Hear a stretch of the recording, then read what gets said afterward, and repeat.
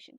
देखो इन का मतलब क्या होता है, आप कहीं इन मतलब आप उसको ऑन साइट प्रिजर्व कर रहे हो, आप उसके नेचुरल हैबिटेट में उसको प्रिजर्व कर रहे हो। जैसे कि शेर है, शेर जंगल में रहता है, तो आप क्या करोगे, शेर को उस जंगल में ही प्रिजर्व करोगे। ऐसा नहीं कि शेर को अपने घर में ले आए और फिर उसको प्रिजर्व कर रहे हो, ठीक है। तो जब आप उसको उसके हैबिटेट में प्रिजर्व करते हो तो उसको आप क्या कहते हो, इन सीटू कंजर्वेशन, ठीक है। Now this is inside the natural habitat of the endangered plant animal species. जैसे कि आप क्या करोगे, गिर जो आपका गिर फॉरेस्ट है वो नेचुरल हैबिटेट है किसका, जो गिर लायन है उसका। तो आप उस लायन को कहाँ कंजर्व करोगे, उस फॉरेस्ट में कंजर्व करोगे। और इस तरीके का जो कंजर्वेशन होता है वो क्या कहलाता है, इन सीटू कंजर्वेशन, ठीक है। The protecting cleaning up of the habitat defending the species from the predators. आप यहाँ पे क्या करोगे, उनको प्रेडेटर्स से डिफेंड करोगे। मतलब आपका जो जीआईबी है, ग्रेट इंडियन बस्टर्ड है, उसको आप ऐसा नहीं कर सकते हो कि भाई उसको जो उसके अपर ट्रॉफिक लेवल में एग्जिस्ट कर रहा है, ठीक है, जो उसको खा सकता है, उसको आप वहाँ पे इंट्रोड्यूस कर दो। जैसे कि जीआईबी के सामने आप क्या ले आओ, चीता ले आओ या फिर आप वहाँ पे टाइगर ले आओ। तो क्या होगा, ये जो आपका क्रिटिकली एंडेंजर्ड स्पीशी है ये और ज़्यादा एक्सटिंक्ट होने के इसके चांसेस बढ़ जाएंगे। तो आप क्या करोगे, उनके प्रेडेटर्स का भी ध्यान रखोगे उस एरिया में, ठीक है। तो इस तरीके से आप बिल्कुल ही प्लान तरीके से उसकी ऑन साइट कंजर्वेशन करते हो। दूसरा तरीका क्या है कि भाई आप उसको एक आर्टिफिशियल एनवायरनमेंट दे दो, उसको हम क्या कहते हैं, ex situ conservation. Ex का मतलब क्या होता है, कुछ बाहर, ठीक है। और उसका दूसरा डेफिनेशन क्या होगी, ऑफ साइट कंजर्वेशन। मतलब आप क्या करो, जैसे अभी मैंने आपको एग्जांपल दिया कि शेर को उठा के अपने घर ले आओ। अब दिस इज, ये मैंने बहुत फनी मोड में बोला है, लेकिन इसका मतलब क्या होगा कि आप उसको क्या कर रहे हो, एकदम कंट्रोल्ड माहौल में उसको प्रिजर्व कर रहे हो, ठीक है। उसका अपना वो हैबिटेट नहीं होगा। हमने कितने सारे नीश पढ़े थे, हैबिटेट नीश उसका नहीं होगा, ठीक है। उसको बाहर से आप कंजर्व करोगे, ठीक है। समझ आया सबको ये वाला? Yes ma'am. ओके। अब देखो आप इन सीटू कंजर्वेशन किस तरीके से करते हो। सबसे पहले आप क्या करते हो, उसको लीगल प्रोटेक्शन प्रोवाइड करते हो। दूसरा क्या करते हो, आप इंटरनेशनल अग्रीमेंट साइन करते हो और उसको आप क्या करते हो, रैटिफाई करते हो। अच्छा, रैटिफाई करने के बाद ही आप ये जो लीगल इंस्ट्रूमेंट्स हैं उनको अप्लाई करते हो। सबको पता है कि आप इंटरनेशनल जब जब भी कोई भी अग्रीमेंट साइन करते हो तो रैटिफिकेशन, पता है क्या होता है, रैटिफिकेशन क्या होता है, कोई बताएगा?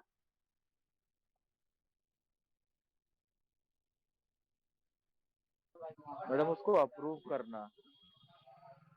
ओके, रैटिफिकेशन होता है कि जैसे कि आपने पेरिस क्लाइमेट अग्रीमेंट साइन किया, तो आप इंटरनेशनली एक जाके एक इंटर गवर्नमेंटल ऑर्गेनाइजेशन में उसको साइन करके आ जाओगे। लेकिन वो तभी एप्लीकेशन होगा जब आप उसको रैटिफाई करोगे। रैटिफिकेशन का मतलब होता है लोकल कानून लेके आना, ठीक है। तो ये कब आएगा, आप इंटरनेशनल अग्रीमेंट साइन करोगे, उसको एक अंदर अपनी कंट्री में लीगल इंस्ट्रूमेंट्स इंट्रोड्यूस करोगे। जैसे कि आप क्या करोगे, आप वाइल्ड लाइफ प्रोटेक्शन एक्ट जो है वो कानूनी तौर पे आप लेके आओगे ताकि आप उसको लीगली प्रोटेक्ट कर पाओ, ठीक है। सो ये दो मेथड हो गए। दूसरे और मेथड होते हैं, ठीक है, वो मिसलेनियस में आते हैं। जैसे कि सेक्रेड ग्रूव्स हो गए, इंपॉर्टेंट बर्ड एरियाज हो गए, उनको अलग से प्राइवेटली कई जगह जो है आपने प्रिजर्व कर दिया। तो दीज आर मिसलेनियस मेथड्स, ठीक है। और क्या होते हैं कि आप क्या करते हो, स्पीशी, एक स्पीशी के लिए स्पेसिफिक प्रोग्राम चलाते हो। जैसे कि प्रोजेक्ट टाइगर आपने चला दिया, प्रोजेक्ट क्रोकोडाइल चला दिया, प्रोजेक्ट एलिफेंट चला दिया। तो आप क्या करोगे, टाइगर को एक स्पेशली उसके लिए एक एरिया क्रिएट करोगे अंडर प्रोजेक्ट टाइगर, और उसके लिए स्पेशली मतलब एक एरिया को कोर में ले आओगे, ठीक है। और इसके अंदर आप उसके अपने रेगुलेशन जो है वो रखोगे, एक स्पेशल प्रोजेक्ट बना दोगे, ठीक है। तो आप स्पीशी के लिए भी स्पेसिफिक प्रोग्राम जो है वो लेके आ सकते हो। ओके, अब देखो प्रोटेक्टेड एरियाज क्या होते हैं। प्रोटेक्टेड एरियाज नाम से साफ है कि ठीक है, ऐसा area, areas where the human occupation or at least the exploitation of the resources is minimum।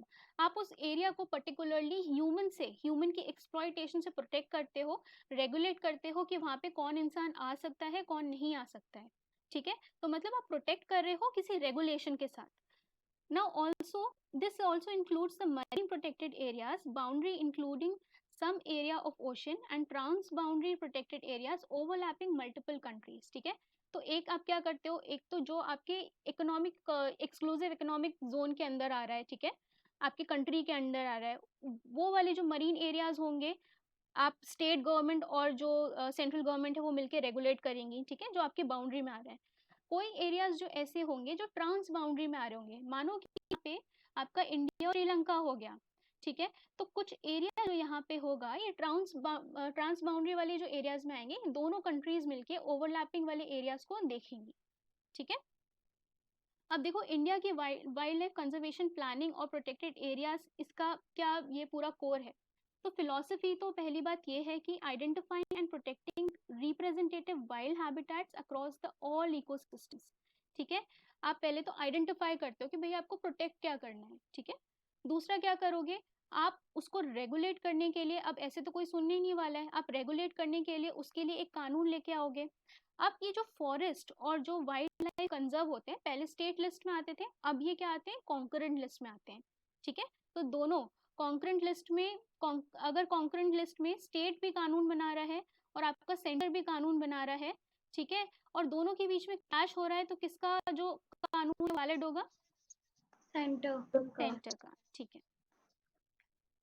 Okay, now policy framework provided by national board for wildlife chaired by prime minister of India. So देखो, जो wildlife protection act के under सबसे important body जो बनाई गई है, हम अलग से WPA 1972 देखेंगे, लेकिन अभी मैं आपको ब्रीफ में बता रही हूँ कि यहाँ पे बॉडी बनाई गई है NBWL, ठीक है। इसी के अंडर जो है ये सारे प्रोटेक्टेड एरियाज जो हैं वो डिफाइन करे जाते हैं, ठीक है। इसका ओरिजिन कहाँ पर लाई करता है, इसी वर्ल्ड लाइफ प्रोटेक्शन एक्ट में लाई करता है, और वाइल्ड लाइफ प्रोटेक्शन एक्ट में ये बॉडी बनाई गई है जिसका जो चेयरमैन कौन होता है, प्राइम मिनिस्टर ऑफ इंडिया होता है। कई बार ये वाला क्वेश्चन पूछते हैं कि NBWL का चेयरमैन कौन होता है, तो प्राइम मिनिस्टर याद रखना, ठीक है। इसी के अंदर आपका नेशनल पार्क आ जाएंगे, वाइल्ड लाइफ सैंक्चुरी आ जाएंगी, कंजर्वेशन रिजर्व आ जाएंगे, कम्युनिटी रिजर्व्स आ जाएंगे, ठीक है। और यही एक्ट जो होता है वाइल्ड लाइफ प्रोटेक्शन एक्ट 1972, यही एक्ट क्या होता है, बायोडाइवर्सिटी को भी डिफाइन करता है, ठीक है। और जो आपकी सेंट्रल जू अथॉरिटी होती है और बहुत सारी बॉडीज होती हैं, ठीक है, वो सारी बॉडीज जो होती है, नेशनल टाइगर कंजर्वेशन अथॉरिटी होती है, सारी जो बॉडीज होंगी इसी एक्ट के अंदर जो है रेगुलेट होंगी, ठीक है। अब ये पता है कि कोई भी बॉडी अगर किसी एक्ट के द्वारा बनाई जाती है तो वो स्टैट्यूटरी बॉडी कहलाती है, ठीक है। तो क्वेश्चन जो है कई बार पूछते हैं कि भाई जो आपकी NTCA हो गई, क्या ये स्टैट्यूटरी बॉडी है, तो याद रखना हम ये डिटेल में पढ़ेंगे WPA 1972, तो ये कई सारी बॉडीज को स्टैट्यूटरी पोजीशन देता है, ठीक है। ओके, अब इसको कॉम्प्लीमेंट करने के लिए बहुत सारे अलग से एक्ट्स बनाए गए हैं। एक तो फॉरेस्ट कंजर्वेशन एक्ट 1980 बनाया गया है, इन्वायरमेंटल प्रोटेक्शन एक्ट 1986 बनाया गया है, फिर biological diversity act 2002, scheduled tribes and other traditional forest dweller act 2006 बनाया गया है, ठीक है। तो सबसे पहले तो देखो हमने इन सीटू कंजर्वेशन ये देख लिया है, इसमें आपका जो है NBWL जो है वो प्राइम मिनिस्टर ऑफ इंडिया जो है उसको हेड करते हैं। अब देखो बायोस्फीयर रिजर्व क्या होते हैं और नेशनल पार्क्स क्या होते हैं वो हम आगे देखते हैं। फिलहाल इंडिया में जो है वो 18 बायोस्फीयर रिजर्व्स हैं और अराउंड 101 से ऊपर ही है, 104 के आसपास जो है वो नेशनल पार्क्स आपके इंडिया में हैं। वाइल्ड लाइफ सैंक्चुरीज कितनी है, 550 वाइल्ड लाइफ सैंक्चुरीज हैं, ठीक है। तो अगर हम प्रपोर्शन की बात करें तो सबसे ज्यादा आपकी क्या होंगी, वाइल्ड लाइफ सैंक्चुरी जो है इन तीनों की कैटेगरी में सबसे ज्यादा होंगी, ठीक है। ओके, अब ये सब कुछ जो है वो under national wild life action plan होता है 2002 से 2016 में, ये इसको 2002 में अडॉप्ट किया गया था। इसके अंदर इंश्योर किया गया था कि भाई जो लोग होते हैं, पीपल का पार्टिसिपेशन भी बढ़ाया जाए और वाइल्ड लाइफ को कंजर्व करा जाए। ओके, चलो अब हम इन सीटू कंजर्वेशन देखते हैं। तो सबसे पहले हम बात करते हैं जो ये आपके प्रोटेक्टेड फॉरेस्ट होते हैं।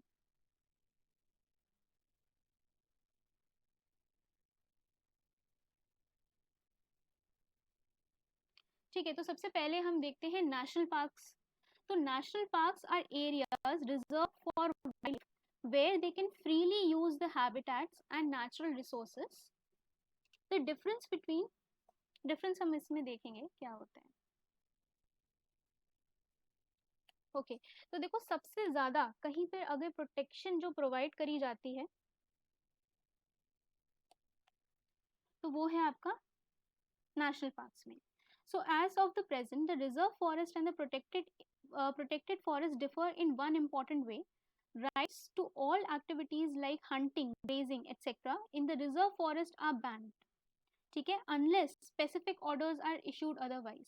तो वहाँ पे जो भी आपका इंडियन फॉरेस्ट सर्विसेज में होंगे वो लोग परमिशन जाके देंगे तब यहाँ पे कोई एक्टिविटी जो है स्पेसिफिकली अलाउ होती है। ठीक है, protected forest rights to activities like hunting, grazing are sometimes given to communities living on the fringes of the forest who sustain their livelihood from the forest resources or the products.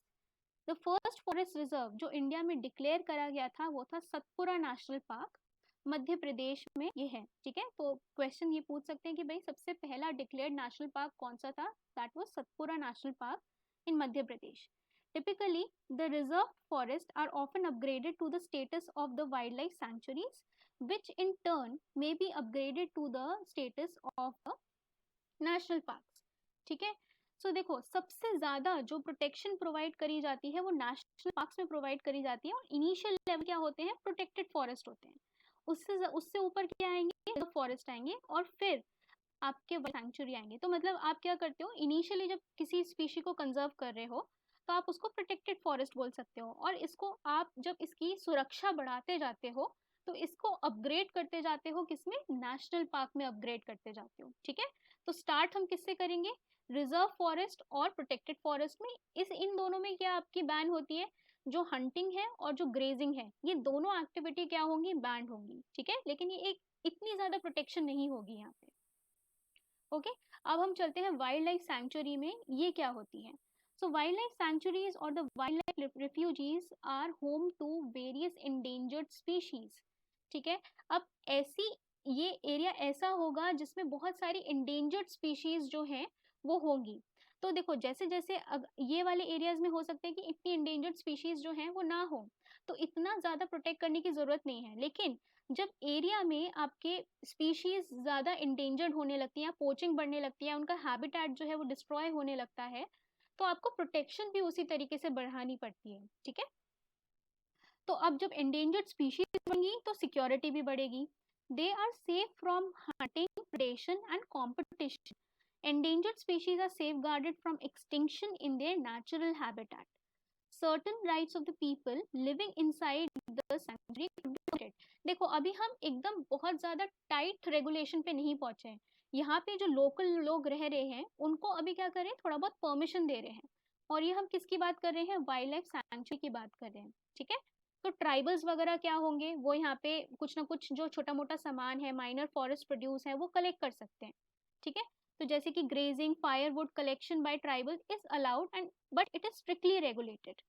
ठीक है, तो अब देखो ऐसा नहीं है कि क्या कर रहे हैं यहाँ पे जाके शिफ्टिंग कल्टीवेशन कर रहे हैं कि भाई उनको क्या करना है, एक एरिया में जो है यहाँ पे कुछ ग्रो करना है और उसके बाद इन्होंने शिफ्टिंग कल्टीवेशन में प्रैक्टिस करनी है। मतलब ये अब जब लैंड पैच बेकार हो गया तो इसको इन्होंने जला दिया और फिर आगे बढ़ गए। तो अब देखो ये स्ट्रिक्टली रेगुलेट होगा कि ट्राइबल्स भी यहाँ पे क्या क्या काम कर सकते हैं, लेकिन फिलहाल ऐसा नहीं है कि उनकी एंट्री जो है वो यहाँ पे बैन करी हुई है। Now settlements are not allowed, few exceptions. Tribal settlements यहाँ पे एग्जिस्ट कर, लेकिन ऐसा नहीं है कि जो नॉर्मल घर लोग हैं वो जाके यहाँ पे घर बसाने लगेंगे। ठीक है, लेकिन इनको भी हम क्या करते हैं? कोशिश करते हैं कि आपको इनको री कर पाए हम। ठीक है, नाउ सैंक्चुरी जो होता है, अगर आपने उसमें कोई भी प्रोटेक्शन उसी में बढ़ाई और भी ज़्यादा आपकी इंडेंजर्ड स्पीशीज जो है वो और ज़्यादा बढ़ जाती हैं, मानो कि वहाँ पे क्रिटिकली इंडेंजर्ड स्पीशीज आ जाती हैं, तो आप क्या कर सकते हो? उसकी सुरक्षा बढ़ाते हो और जब आप उसको अपग्रेड करोगे तो वो किस में अपग्रेड होगा? नेशनल पार्क में अपग्रेड होगा। ठीक है, अब देखो टाइगर रिजर्व्स क्या होते हैं। So their protection is same as wildlife sanctuary but they are monitored by NTC. जो टाइगर रिजर्व्स होते हैं कंट्री में वो क्या होते हैं? वो वाइल्ड लाइफ सैंक्चुरीज जो हैं उन्हीं की तरह उनका रेगुलेशन होता है, लेकिन इनमें एक डिफरेंस होता है कि इसको मॉनिटर कौन करता है? क्योंकि अलग से मॉनिटर्ड स्पीशीज है, इसके लिए अलग से प्रोजेक्ट बनाया गया है, प्रोजेक्ट टाइगर। तो उसके अंडर जो बॉडी बनाई गई है NTCA, national tiger conservation authority, वही उसको रेगुलेशन करेगी। ठीक है। The various tiger reserves were created in country based on the core buffer strategy. तो हम कोर बफर स्ट्रैटेजी जो है वो देखेंगे कि ये क्या होती है। अब देखो बायोस्फीयर रिजर्व क्या होता है। तो बायोस्फीयर रिजर्व होता है एक बहुत ही बड़ा इलाका, ठीक है, जिसको आप क्या कर रहे हो, आप उसको प्रिजर्व करने की कोशिश कर रहे हो। आप उसके अंदर क्या कर सकते हो, उसके अंदर बहुत सारे नेशनल पार्क्स आ सकते हैं, वाइल्ड लाइफ सेंचुरीज जो है वो आ सकती है। तो अगर आप उसका एरिया बढ़ा दो और इसके अंदर क्या है, यहाँ पे नेशनल पार्क्स आ जाएंगे, तो वो बड़ा वाला एरिया को हम क्या बोलते हैं, बायोस्फीयर रिजर्व बोलते हैं। So biosphere reserves are large areas of protected land for conservation of what, wildlife, plant, animal resources and traditional life of tribals living in the area. ठीक है। तो एक तरीके का जैसे कि हम बायोम पढ़ते हैं, तो बायोम क्या होता है, बहुत ही लार्ज लेवल पे जाके आप एक कैटेगराइजेशन करते हो, वैसे ही प्रोटेक्शन के मामले में आप यहाँ पे सबसे बड़ी कैटेगरी क्या रख रहे हो, बायोस्फीयर रिजर्व रख रहे हो। अब देखो बायोस्फीयर रिजर्व को हम बहुत सारे टुकड़ों में आप इनको डिवाइड करते हो। जैसे कि सबसे बाहरी जो एरिया होता है उसको हम क्या कहते हैं, ट्रांजिशन जोन। ठीक है। ट्रांजिशन जोन क्या होता है कि ये आपका क्या हो गया, ह्यूमन कॉलोनी यहाँ पे आ गई। ठीक है। अच्छे खासे सेटलमेंट्स हैं। तो ऐसा नहीं हो सकता है कि आप एकदम से ये पूरा आपने नेशनल पार्क बनाया और उसको तुरंत से यहाँ पे ह्यूमन सेटलमेंट में खोल दिया। तो ऐसा पॉसिबल हो सकता है? ऐसे कॉन्फ्लिक्ट नहीं हो जाएगा, मैन एनिमल कॉन्फ्लिक्ट बढ़ जाएगा। समझ आ रहा है सबको? Yes ma'am. ओके। तो डायरेक्टली हम नहीं करते हैं, ठीक है। हर चीज का जैसे कि दो इकोसिस्टम के बीच में आपका इकोटोन होता है, नेचुरली नेचर के साथ से आपको चलना है। जैसे इकोटोन होता है, तो इकोटोन की तरह ही आप क्या करते हो, बीच में एक ट्रांजिशन जोन बनाते हो। ठीक है। यहाँ पे आपका ह्यूमन सेटलमेंट होगा, बीच में ये ट्रांजिशन जोन है। अब ट्रांजिशन जोन में क्या क्या अलाउ होता है, देखो यहाँ पे टूरिज्म अलाउड होगा, आप घूमने फिरने जाओगे। ठीक है। जैसे कि कॉर्बेट आप गए, तो कॉर्बेट में जब आप गए तो आपको इस ट्रांजिशन जोन में अलाउ करा जाएगा। ठीक है। दूसरा क्या होता है कि यहाँ पे रिसर्च एक्टिविटी अलाउ करी जाएंगी। ओके। फिर देखो यहाँ पे सेटलमेंट्स जो हैं, ट्राइबल सेटलमेंट्स, वो अलाउ करे जाएंगे। ठीक है। सो ये तीन एक्टिविटी जो है वो यहाँ पे अलाउ कर सकते हैं। आप देखो ट्रांजिशन जोन में देखो कि ये जो गांव वाले हैं वो रह रहे हैं अपना घर बना के। ठीक है। तो आपने कई बार देखा होगा कि शेर यहाँ से निकल के बाहर चला है, और क्योंकि बाहर आ जाता है और वो कई सारे वो कैनिबलिज्म को फॉलो करने लगता है, तो वो एरिया शेर के लिए क्या है, ये ट्रांजिशन जोन है। ठीक है। और ट्रांजिशन जोन में कई सारे घर बसे हुए हैं। अब जब थोड़ा सा और स्ट्रिक्ट जो है इसमें रेगुलेशन बढ़ाते हो, तो अंदर जब आप जाते हो तो वो एरिया क्या कहलाता है, बफर जोन। तो जो जैसे जैसे हम अंदर जाएंगे फॉरेस्ट में, आपकी जो एक्टिविटीज है वो कम होती जाएंगी। तो आप देखो यहाँ पे सेटलमेंट्स जो है वो आपको नहीं दिखेंगे। ठीक है। तो सेटलमेंट्स कहाँ दिख रहे हैं, सेटलमेंट्स दिख रहे हैं हमें ट्रांजिशन जोन में। लेकिन जब हम अंदर जाएंगे बफर जोन में, तो बफर जोन में आपको तीन एक्टिविटीज दिख रही हैं। कौन सी एक्टिविटीज दिख रही हैं? एक तो देखो एजुकेशन पर्पस के लिए आप कुछ रिसर्च करनी है तो आप वहाँ पे जा सकते हो। कोई साइंटिफिक टीम है, आप कोई एनिमल की डिजीज को स्टडी कर रहे हो। ठीक है। या फिर आप फॉरेस्ट का सर्वे, आप टाइगर का जो सर्वे है वो कर रहे हो, टाइगर की काउंटिंग कर रहे हो, तब आप क्या करोगे, बफर जोन में आपको अलाउ करा जाएगा। ठीक है। तो रिसर्च और एजुकेशन ये बफर जोन के काम रहेंगे।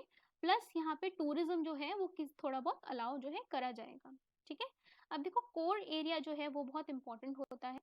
कोर एरिया में कुछ भी अलाउ नहीं करा जाएगा, सिर्फ यहाँ पे जो ऑफिशियल्स होते हैं वही जा सकते हैं। उनके अलावा ना साइंटिस्ट को परमिट करा जाएगा, ना यहाँ पे एजुकेशन की कोई परमिशन दी जाएगी। सिर्फ जो मॉनिटर कर रहा है इस एरिया को गवर्नमेंट के द्वारा, वही अलाउड होंगे। ठीक है। तो ये जो जोन्स हैं ये क्लियर हो गए कि कोर जोन क्या है और बफर जोन क्या है। तो यही जो स्ट्रैटेजी होती है बफर कोर, जो हम कोर बफर स्ट्रैटेजी पढ़ रहे थे, कि ये टाइगर रिजर्व जो होंगे वो इसी जोन में लाइक करेंगे। ठीक है।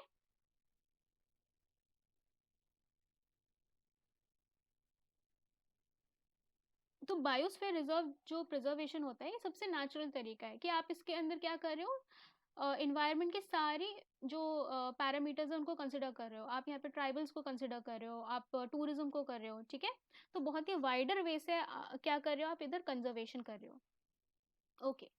सो कोर एरिया हमने देख लिया, कोई भी ह्यूमन एक्टिविटी जो है यहाँ पे अलाउड नहीं होगी। बफर जोन में क्या होगा, ह्यूमन एक्टिविटी थोड़ी सी लिमिट कर दी गई थी, लोगों का जो घर है वो यहाँ पे उनको अलाउ नहीं किया सेटल होने के लिए, ठीक है। उसके अलावा जो छोटी मोटी एक्टिविटीज वो बफर जोन में अलाउ करी जा रही थी। ट्रांजिशन जोन में जो था वो सस्टेनेबिलिटी के बेसिस पे ह्यूमन के जो सेटलमेंट्स हैं वो अलाउ करे जा रहे थे, ठीक है। और आप बस यही, इसमें टूरिज्म वगैरह वो सब भी परमिटेड था, ओके। सो नेशनल पार्क्स, अब देखो नेशनल पार्क्स देखते हैं। तो national parks are the area reserve for the wildlife where they can freely use habitat and natural resources. The difference between the sanctuary and the national park mainly lies between the vesting of the rights of people living in. Unlike the sanctuary where the rights can be allowed, the national park no rights are allowed. देखो sanctuary में क्या होता है, wild life sanctuary में यहाँ पे tribals को permit करा जाता है। तो आप कह सकते हो कि वाइल्ड लाइफ सैंक्चुरी जो है वो थोड़ा सा बफर वाले एरिया में आती है, ठीक है। तो मतलब यहाँ पे आपके थोड़े बहुत बफर और ये जो ट्रांजिशन वाला जोन है इस एरिया में आपके वाइल्ड लाइफ सैंक्चुरीज जो है वो इस कैटेगरी में आती हैं। लेकिन जो आपके नेशनल पार्क्स होते हैं वो आपके कोर वाले एरिया में आ जाते हैं, ठीक है। तो अब कोर वाले एरिया में क्या होगा, यहाँ पे बहुत स्ट्रिक्ट रेगुलेशन होगा और ह्यूमंस जो हैं उनको भी कोई राइट्स नहीं होंगे, ट्राइबल्स को कोई राइट नहीं होगा कि वो यहाँ पे जाके रहें।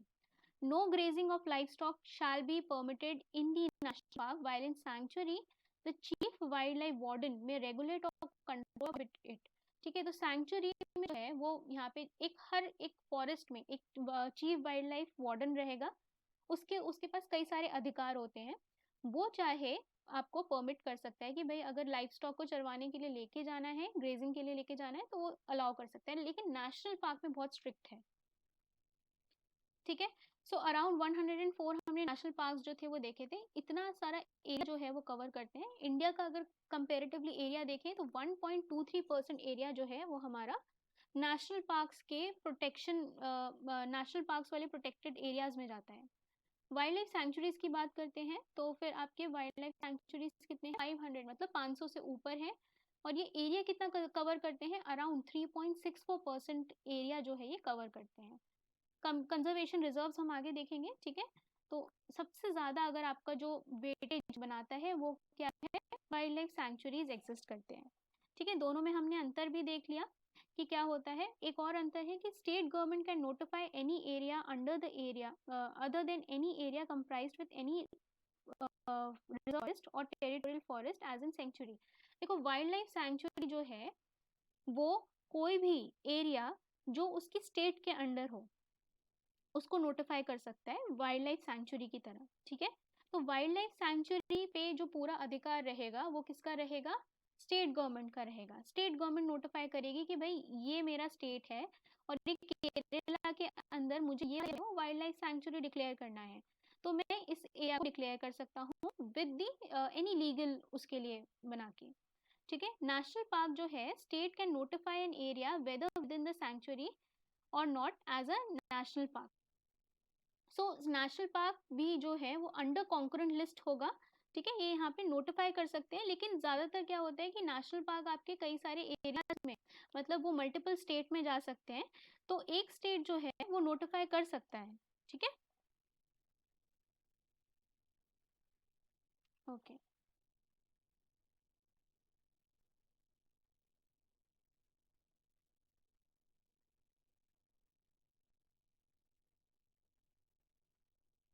ठीक है।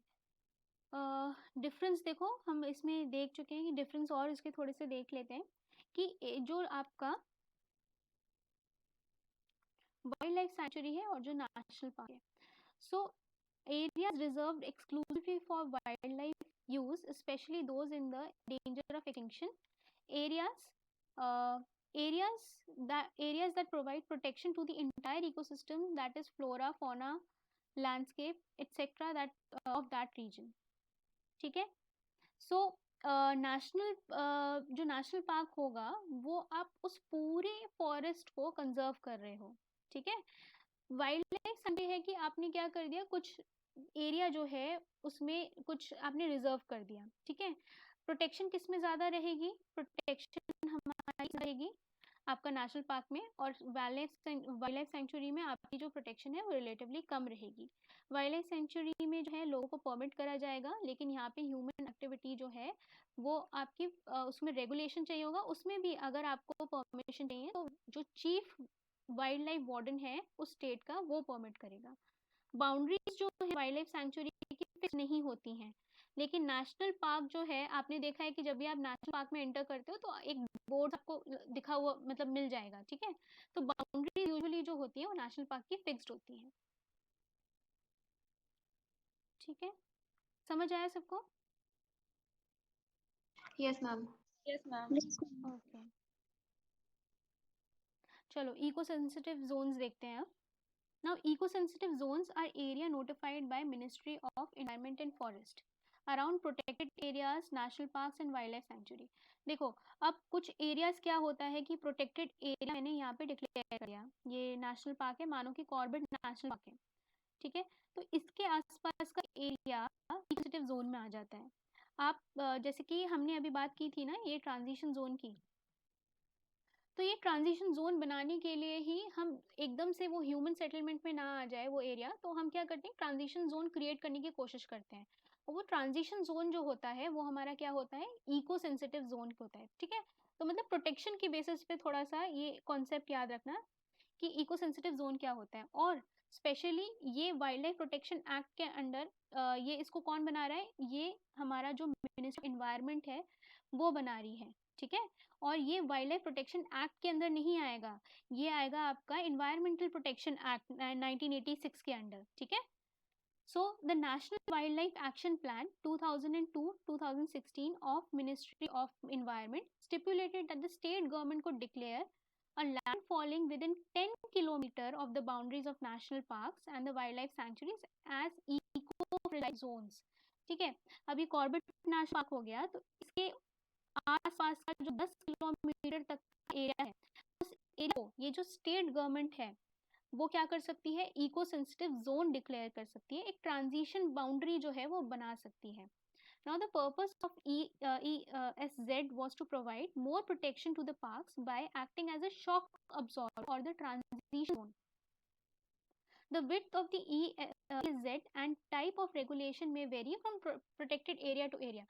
तो देखो यूनिफॉर्मिटी नहीं रहेगी, जो ये विद है, ठीक है, कि आप मानो कि मुझे इस एरिया में ज़्यादा कंजर्वेशन की ज़रूरत है, तो ये विद क्या है, ये मैं 10 किलोमीटर की जगह 15 किलोमीटर कर सकती हूँ, ठीक है। तो ये विद क्या होती है, ये वेरी कर सकती है, जिस तरीके से वहाँ पे प्रोटेक्शन की ज़रूरत है उस हिसाब से आप ये डायनेमिक रहेगा। Now eco sensitive zone would minimize the forest depletion and man animal conflict को ये मिनिमाइज करेगा। Now they are based these areas are based on the core and the buffer model of the management. The core area has a legal status of being a national park. The buffer area, however, does not have legal status of being a national park, but could have a reserve forest and a wildlife sanctuary or a tiger reserve, ठीक है। तो buffer area को कोई legal status नहीं होता है, it is just an idea कि भाई यहाँ जो है आप इतने लोगों को परमिट नहीं करोगे, ठीक है। तो ये लेवल ऑफ प्रोटेक्शन होता है, उन लेवल ऑफ प्रोटेक्शन में आपने ये सब स्टैट्यूटरी बेसिस पे इन चीज़ों को रिकॉग्नाइज किया है, ठीक है। कि कोर जोन आ गया तो वहाँ पे क्या हो गया, नेशनल पार्क होगा। अगर वो बाहर वाले एरिया में वाले जोन में आ रहा है तो वहाँ बफर वाले जोन में आएगा, और ट्रांजिशन जोन में आएगा तो नेशनल जो टाइगर रिजर्व है वो आपके बनाए जाएंगे। तो लेवल ऑफ प्रोटेक्शन के हिसाब से आप ये एरियाज को क्रिएट करोगे। लीगल स्टेटस देखो, ये वर्ब इसको याद रखना कि इको सेंसिटिव जोन्स जो हैं वो वाइल्ड लाइफ प्रोटेक्शन एक्ट के अंडर बिल्कुल नहीं आएंगे, ये ईपीए के अंडर आएंगे 1986 के अंडर, ठीक है। लेकिन यहाँ पे वर्ड जो है इको सेंसिटिव जोन वो मेंशन्ड नहीं है, ठीक है। Now section 5 of the act says that government of India can restrict areas in which any industry operations or processes shall not be carried out or shall be carried out subject to certain safeguards. तो यहाँ पे जो आपकी government of India है उसके पास under section 325 के तहत power है कि वो किसी भी इंडस्ट्री को रेगुलेट कर सकती है कि भाई तुम यहाँ पे परफॉर्म कर सकते हो या नहीं कर सकते हो, और वो इस बेसिस पे बोलेगी कि अंडर इन्वायरमेंटल प्रोटेक्शन एक्ट हमें ये पूरा अधिकार है कि हम ये एरिया जो है उसको हम इको सेंसिटिव है डिक्लेयर कर सकते हैं, ठीक है। Now besides environmental rules states that government of India can prohibit or restrict the location of the, ठीक है, तो लोकेशन इंडस्ट्रीज की इसके बेसिस पे प्रोहिबिट करी जाती है इस एक्ट के under. The above two rules have been definitely used by government to declare the environment ये what is eco sensitive zones, ठीक है। ओके, सो आप यहाँ पे क्या करोगे, प्रोहिबिट क्या करोगे, कमर्शियल माइनिंग और सॉ मिल सेटअप करना और जो भी चीज़ें यहाँ पे पोल्यूशन को कॉज करती हैं वो चीज़ें आप यहाँ पे प्रोहिबिट करोगे इस इको सेंसिटिव एरियाज में। रेगुलेट क्या करोगे भाई, रेगुलेट करोगे कि कुछ भी ऐसी ड्रास्टिक चेंज ना हो, ठीक है। एग्रीकल्चर सिस्टम वहाँ पे रेगुलेट करोगे, वहाँ पे जो नदी है उसको उसकी कमर्शियल यूज को आप रेगुलेट करोगे। पता चले कि इको सेंसिटिव जोन के बाहर ही 15 किलोमीटर के बाहर ही एक इंडस्ट्री लगा दी और वो क्या करे, एक्सटेंसिवली वो नदी का पानी जो है वो यूज कर रहे हैं, ठीक है। तो अगर यहाँ पे उस वो फॉरेस्ट उस वजह से इफेक्ट होता है तो गवर्नमेंट ऑफ इंडिया जो है उसको रेगुलेट कर सकती है कि भाई नहीं, ये जो है ये फॉरेस्ट वाला जो पानी है इसकी वजह से इस पे असर पड़ेगा, ठीक है। तो रेगुलेशन पूरा करा जाता है। तो permitted ongoing agriculture and horticulture practices by local community, rainwater harvesting, organic farming, जो बहुत सस्टेनेबल एक्टिविटीज़ हैं कि आप क्या कर रहे हो, हॉर्टिकल्चर कर रहे हो और मतलब यहाँ पे रेन वाटर हार्वेस्टिंग कर रहे हो, कुछ लोकल कम्युनिटीज़ हैं, तो इन लोगों को आप क्या कर सकते हो, परमिट कर सकते हो। ये भी इस एक्ट के अंडर गवर्नमेंट को पावर है, ठीक है। चलो अब कम्युनिटी रिजर्व जो है वो देखते हैं। चलो ये क्वेश्चन का आंसर करो। Which reference to the eco sensitive zones which of the following statement is a correct, previous question है, ठीक है। First is the eco sensitive zones are the areas that are declared under the wildlife protection act of 1972. Second is the purpose of the declaration of the eco sensitive zone is to prohibit all kind of human activities in those zones except agriculture. Ma'am first तो ऐसे ही wrong है क्योंकि ये wild life के अंदर नहीं है, environment protection act 1986 के अंडर है। और ये एग्रीकल्चर एक्टिविटीज जो है वो सारी एक्टिविटीज मैम ये भी प्रोहिबिट करा था क्या? No ma'am. तो वो चाहे तो यहाँ पे अभी हमने देखा था ना कि जो ऑर्गेनिक फार्मिंग है और ये सबको जो है कर मतलब सारी एक्टिविटीज को प्रोहिबिट नहीं करा है। अगर यहाँ पे आपको एग्रीकल्चर करना है तो कर सकते हो आप आराम से, ठीक है। ओके, तो आंसर क्या होगा इसका? नीदर, ठीक है। तो ये प्रीवियस ईयर में क्वेश्चन आया हुआ है, इसीलिए एक्ट्स जिनसे ये रिलेटेड हैं और किस कैटेगरी में इनको जो है डिक्लेयर करा जाता है, याद रखना कि स्टैट्यूटरी है कि नहीं है। हर जो बॉडी इन्वायरमेंट से हमारी डोमेस्टिकली जो लिंक्ड है, डोमेस्टिक बॉडीज हैं, उनका एटलीस्ट स्टेटस याद रखना कि वो किस एक्ट के अंडर आती हैं, ठीक है। चलो, the most important strategy for conservation of biodiversity together with the traditional human life is establishment of biosphere reserves, botanical garden, national parks और wildlife sanctuaries। बताओ ऐसे कौन से एरियाज होंगे जिसमें हम बायोडाइवर्सिटी को भी कंजर्व कर रहे हैं और वहाँ की ट्रेडिशनल ट्राइबल वगैरह लाइफ जो है, ह्यूमन सेटलमेंट्स हैं, उनको भी कंजर्व कर रहे हैं। डी बायोस्फीयर रिजर्व नहीं होगा? सबसे वाइडर कैटेगरी तो वही थी। Yes ma'am. Yes ma'am. ठीक है, तो देखो नेशनल पार्क तो बिल्कुल नहीं होगा। अगर हमें कंफ्यूजन होगी और इस गार्डन में भी तो वो तो एक प्रॉपर गार्डन होता है, उसके अंदर आप थोड़ी कुछ कंजर्व कर रहे हो, वो तो एक्सीटो कंजर्वेशन हुआ, ठीक है। तो वाइल्ड लाइफ सैंक्चुरीज जो है उसमें और इसमें कंफ्यूजन होगी, लेकिन हम वाइडर मोर सस्टेनेबल बात करते हैं तो बायोस्फीयर रिजर्व में आपका ज्यादा सस्टेनेबिलिटी होगी, ठीक है। यहाँ पे वाइल्ड लाइफ सैंक्चुरी में आप क्या करो, रिस्ट्रिक्शन कर रहे थे ना थोड़ा बहुत। मैम वहाँ पे तो लिखा हुआ था कि grazing and firewood is allowed. कई सारी देखो ये जो है इसमें एरियाज जो हैं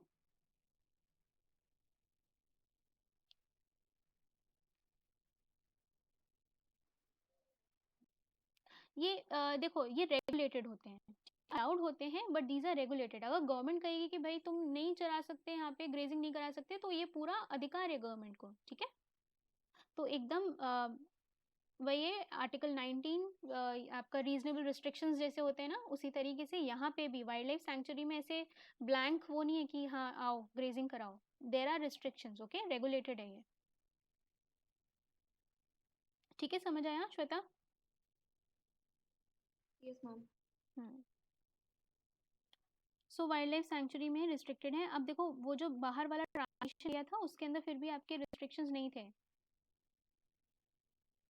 ओके, अब चलो अब हम इम्पोर्टेंट दो कॉन्सेप्ट्स देखते हैं। एक है आपका कंजर्वेशन रिजर्व और एक है कम्युनिटी रिजर्व। दोनों में बहुत कंफ्यूजन होता है, लेकिन हम इसको समझने की कोशिश करते हैं कि दोनों में अंतर क्या होता है। देखो, conservation reserves can be declared by state government in any area owned by the government, particularly the area adjacent to the national park and sanctuary, and those area which link one protected area with the another.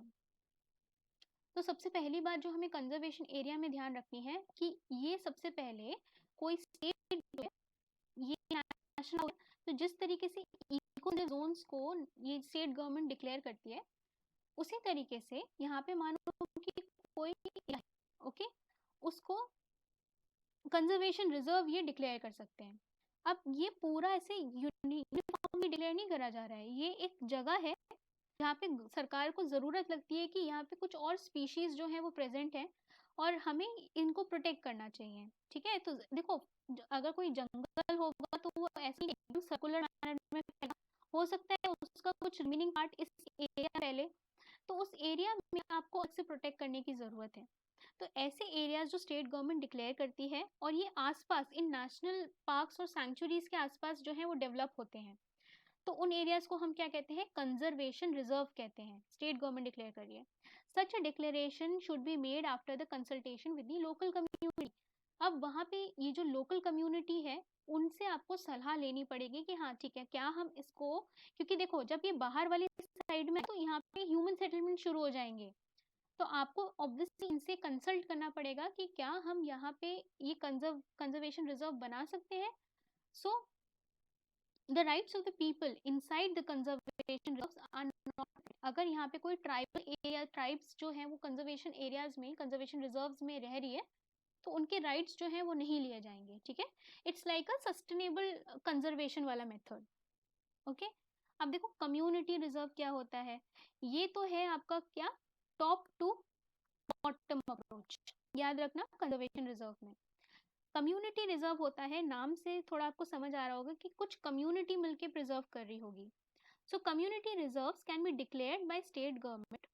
यहाँ पे state government ही इसे reserve declare कर रही है in any private और the community land not comprised with the national park, sanctuary, conservation reserve where an individual or a community has volunteered to conserve the wildlife and its habitat.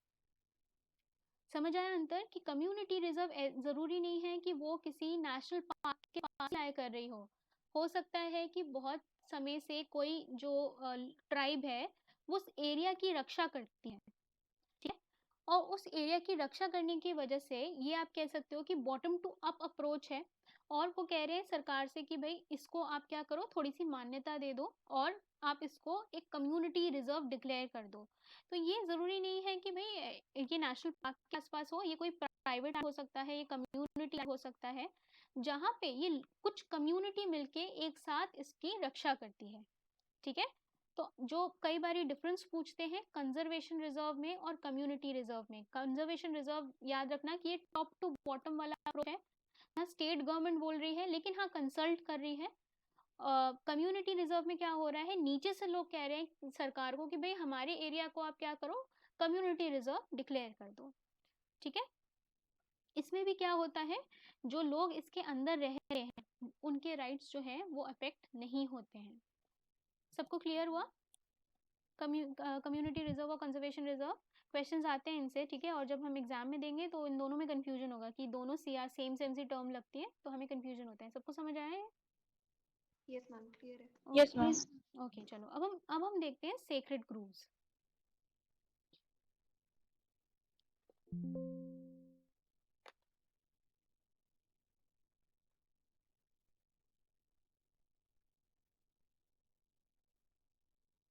ठीक है, अब देखो sacred groove, sacred का मतलब क्या होता है, सेक्रेड का मतलब क्या होता है ये बताओ।